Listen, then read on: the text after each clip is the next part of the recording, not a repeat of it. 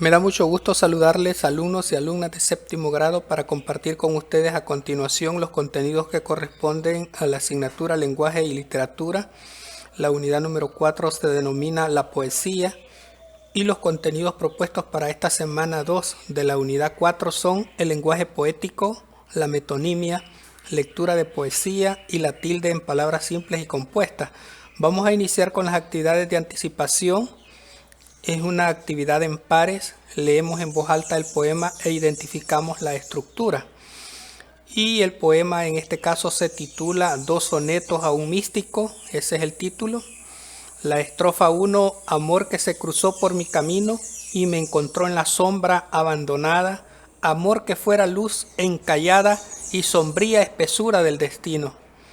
La estrofa 2, esencia de lo noble y de lo fino, le sorprendí brillando en su mirada, mas no quiso hacer caso a mi llamada y transformó lo humano en lo divino.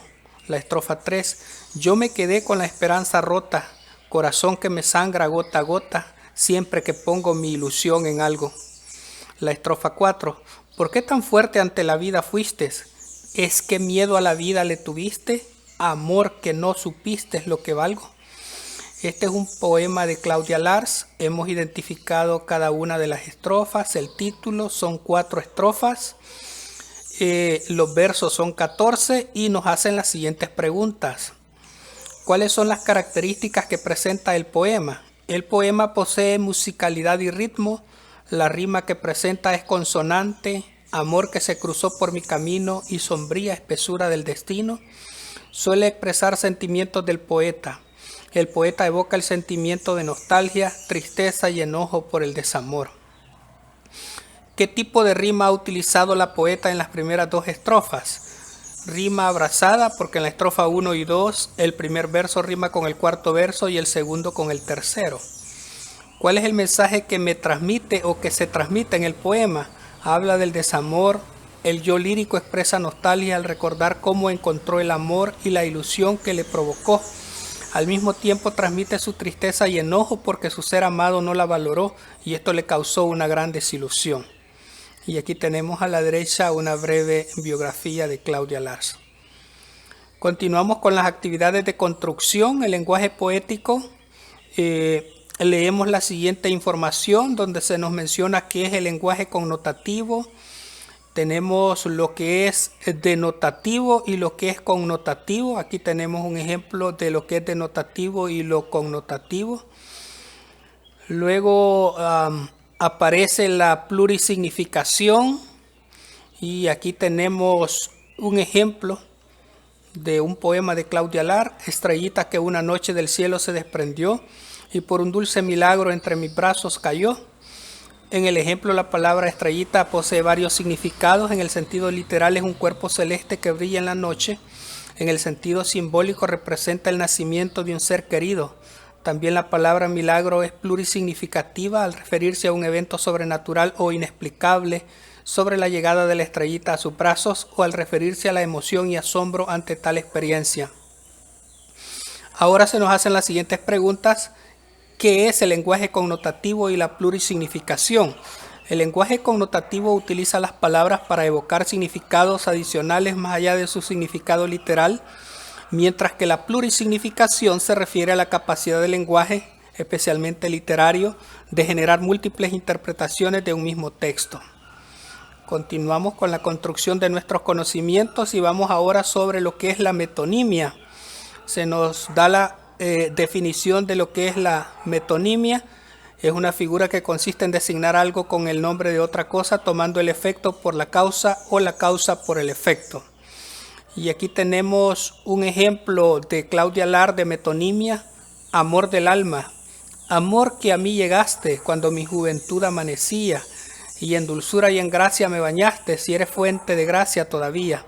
En el ejemplo, la palabra amanecía es utilizada para referirse al comienzo o inicio de la juventud.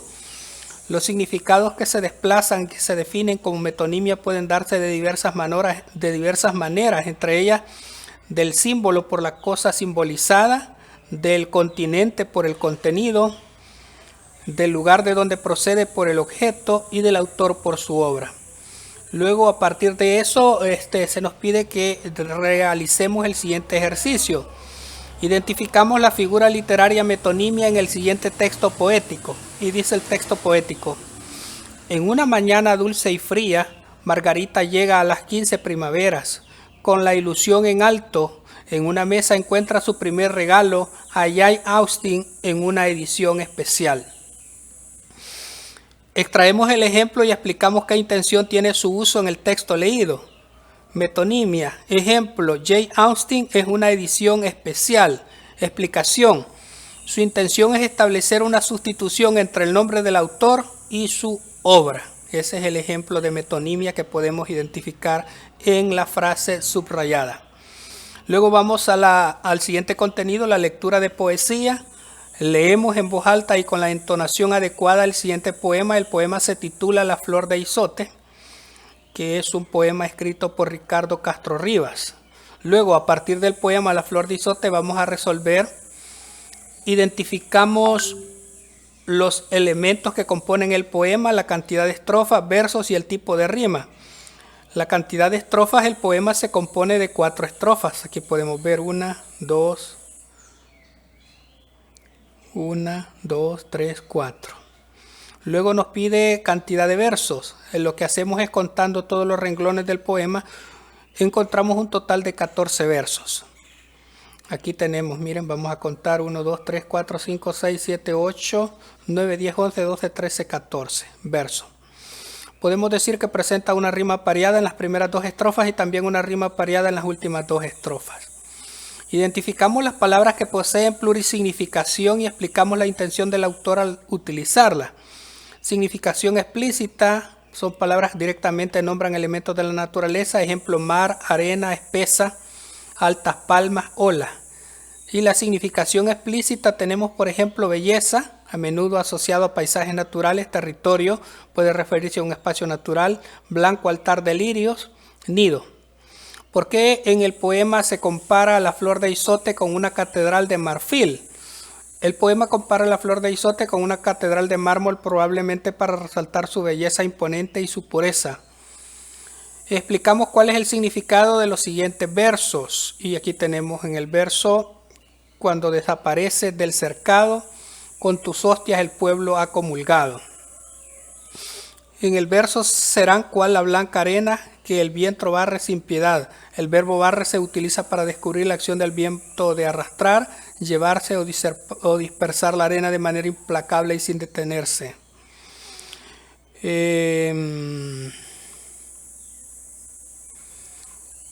Ahí podemos observar la comparación que están haciendo. Y en este caso, de manera más concreta, en este verso que se nos menciona, se refiere a que la flor de Izote, al tomarla de los cercados, es comida por el pueblo, como sucede con la hostia. De allí la comparación. Luego vamos con Canto al Amor, que es un poema, en este caso escrito por Claribel Alegría. Vamos a leer este breve poema. Tu voz en el alma suena a maravilla, es canto que arrulla y nos da calor, es canto que tiene la gracia sencilla del ala y la nube y el árbol en flor. Todos en el mundo te anhelan amor, la raíz dolida y el tallo que sube, el niño y el hombre y tal vez la nube quieren que sus vidas se inflamen de amor. Amor que llenas de ensueño y que engrandeces la vida, amor que te has aprendido de una ronda del astra, ya despertaste mi alma con tu canto de cristal y te siento sobre el pecho como una rama florecida. Bien, ¿qué nos dice o nos intenta decir Claribel Alegría con esto? Explica cómo se manifiesta en el poema la siguiente característica: posee musicalidad y ritmo. En el poema se evidencia el uso de la rima consonante, por ejemplo, la raíz dolida y el tallo que sube, el niño y el hombre y tal vez la nube. Esto le brinda musicalidad y ritmo al poema. ¿Cuál es el tema del poema? El amor y el deseo de encontrarlo para lograr la felicidad.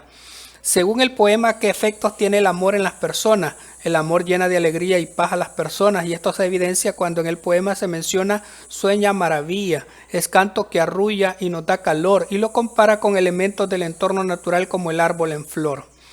¿Qué significan los versos el niño y el hombre y tal vez la nube? ¿Quieren que sus vidas se inflamen de amor? que el amor es un sentimiento que todos los seres humanos anhelan, ya que sentirse amado trae felicidad, tranquilidad y plenitud. Vaya, ahora vamos con el último contenido, la tilde en palabras simples y compuestas. Leemos la información sobre la tilde en palabras simples y compuestas. Se nos presentan algunas reglas, por ejemplo, la acentuación en los adverbios terminados en mente, las palabras compuestas con guión, la acentuación de formas verbales con pronombres enclíticos. Luego se nos pide que ordenemos las sílabas y formemos palabras simples y compuestas. Colocamos la tilde donde corresponde según las normas de acentuación. Y en la número 1 aparecen algunas sílabas que ya cuando las ordenamos se forma la palabra pirámide, tildada en la A. Luego aparece en la segunda, aparece la palabra brócoli, con tilde en la O, es una palabra esdrújula. Luego aparece la palabra fértilmente, con tilde en la E, fértilmente. Luego vamos a la consolidación, leemos el poema en voz alta y con la entonación adecuada. La mataron un día. Este es un poema de Alfredo Espino y sobre este poema se nos pide que hagamos algunas respuestas a las preguntas. Por ejemplo, dice, extraemos los adjetivos que se encuentran en el poema y explicamos el efecto que producen. Los adjetivos que aparecen en el poema son verde, rojas, blancas, serenos, trémulas, negros, ciegas, claras, tardo, nuevas, inmensas. ¿Qué efecto crean? Crean imágenes sensoriales vividas y evocan emociones específicas a través de la descripción de colores, estados y cualidades, enriqueciendo la atmósfera y el significado del poema. Muy bien, identificamos los elementos que componen el poema. Tiene 6 estrofas, tiene 22 versos y tiene una rima consonante. A partir del poema explicamos las siguientes características de la poesía. El uso del lenguaje de manera no convencional rompe con las normas ortográficas del lenguaje cotidiano. Bueno, el poema ha utilizado expresiones que no cumplen con las normas ortográficas, por ejemplo, fue en lugar de utilizar fue, el agua en lugar de el agua, nagua, que se podría cambiar por falda. ¿De qué trata el poema? Trata sobre una muchacha que murió cuando fue a traer agua. ¿Qué sentimientos evoca el poema? Sentimiento de tristeza y dolor por la pérdida de una muchacha. Explicamos el significado de los siguientes versos. Ya el cántaro no baja, se secan los bejucos en tu rancho de paja. Cada día amanecen unas flores marchitas que ya no verán a la joven. Tras su muerte queda la tristeza en su casa y esta tristeza es representada como las flores que se marchitan. Redactamos un poema utilizando nuestros aprendizajes sobre la poesía. Bueno, y aquí les presento una pequeña muestra que les puede servir para que ustedes se puedan extender. Noche serena, la luna plateada en el cielo azul irradia su luz suave y gentil. El aire fresco trae un dulce tul, un silencio hondo, cálido y sutil. Las sombras largas bailan al compás de un viento ligero que empieza a surgir. La noche oscura nos brinda solaz, un mundo de sueños que invita a vivir. Y luego nos va a presentar la actividad en casa. Investigo sobre qué es la noticia, sus características y elementos. La noticia es un relato objetivo y veraz de un hecho actual y de interés público. Sus características principales son ser veraz, objetiva, actual, novedosa, breve, clara y de interés general. Indago en qué consisten las siguientes características del periodismo: veraz, objetivo y actual. Veraz, que busca y presenta hechos comprobados; objetivo, que separa hechos de opiniones; y actual, que informa sobre sucesos recientes. Y de esta manera estaríamos completando las actividades de la semana 2 de la unidad 4 de la asignatura Lenguaje y Literatura para estudiantes de séptimo grado. Ha sido un gusto compartir con ustedes. Muchas gracias, bendiciones para todos y todas.